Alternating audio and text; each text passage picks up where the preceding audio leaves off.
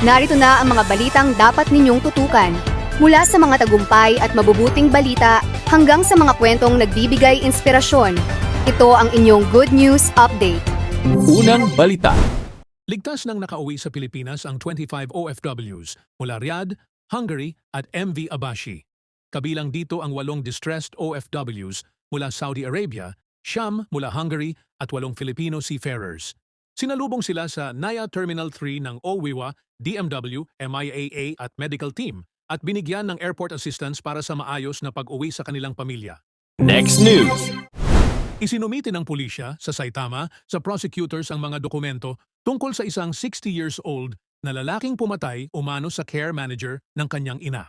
Sinaksak ang 63 years old na care manager habang bumibisita sa kanyang 90 years old na ina. Kalaunan, namatay rin ang suspek matapos tangkaing magpakamatay.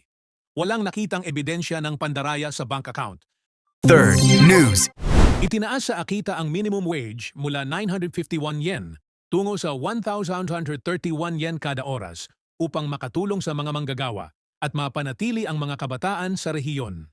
Ngunit nahaharap naman ang mga negosyo sa mas mataas na labor costs, kasama ang mahal na kuryente at iba pang gastusin.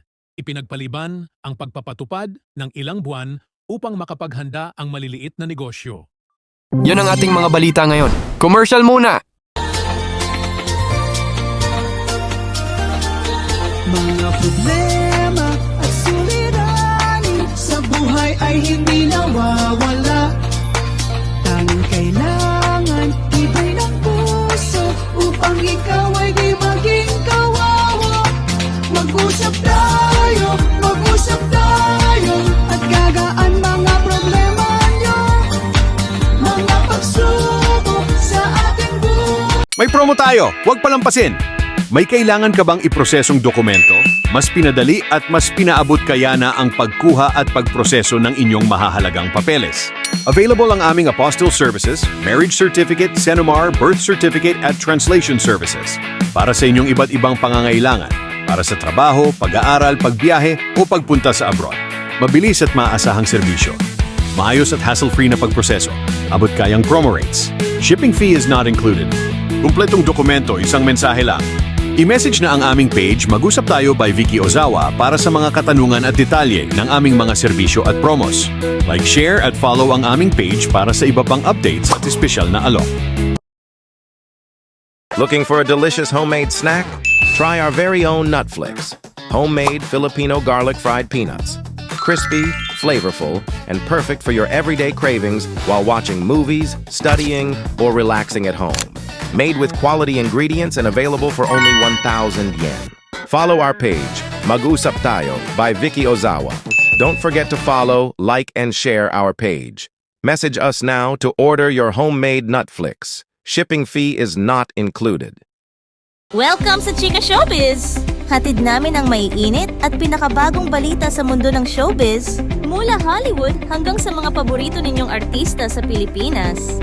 Tara, sabay-sabay nating alamin ang latest chika! Nagtala ng pinakamalaking opening day sa Pilipinas ang Insidious Out of the Further, matapos kumita ng 51.68 million pesos sa unang araw. Nalampasan nito ang dating record ng Insidious The Red Door. Tampok sa pelikula si Gemma, isang batang ina na may kakayahang maglakbay sa The Further, ang misteryosong mundo ng Insidious franchise. Kinumpirma ni Angelica Hart sa Fast Talk with Boy Abunda na hiwalay na sila ni Andrew Mulak. Ayon sa kaniya, naging masaya ang kanilang relasyon, ngunit napansin nilang magkaiba sila ng personalidad. Nanatili naman silang magkaibigan at maayos na napag-usapan ang kanilang paghihiwalay. Nilinaw din ni Angelica na walang third party na dahilan ng kanilang breakup. Mapapanood na sa GMA Network sa Setyembre ang Gandang Gabi Vice bilang bahagi ng collaboration ng GMA Network at ABS-CBN. Masaya si Vice Ganda sa pagbabalik ng programa at excited na makapanayam ang mga kapuso stars tulad nina Michael V, Marian Rivera at Alden Richards. Para kay Vice, nagbibigay sa kanya ng saya at fulfillment ang programa. At iyan ang kabuuan ng ating balita. Maraming salamat sa inyong pagtutok. Huwag kalimutang i-follow ang aming page. Mag-usap Tayo by Vicky Ozawa para sa mas marami pang updates mula Japan, Pilipinas, at buong mundo. Ingat at hanggang sa muli. Before we end, we invite everyone to like, share, and subscribe to our page. You can watch us not only on Facebook, but also on our YouTube channel for more updates and exclusive content. We also have original 100 Pinoy diaries and 95 Tagalog quotes at Spotify and Apple Podcast. All in Tagalog, written by Vicky Ozawa. Voice over by talented Filipina, Miss Joy and Jasmine, now available. So don't forget to listen and support our creative works.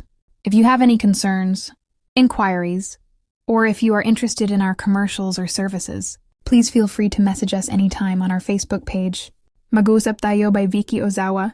We are open Monday to Friday, 9 a.m. to 6 p.m., Japan time. Thank you very much for your continued support. And we look forward to assisting you. Maraming salamat from Team Mag-usap Tayo by Vicky Ozawa.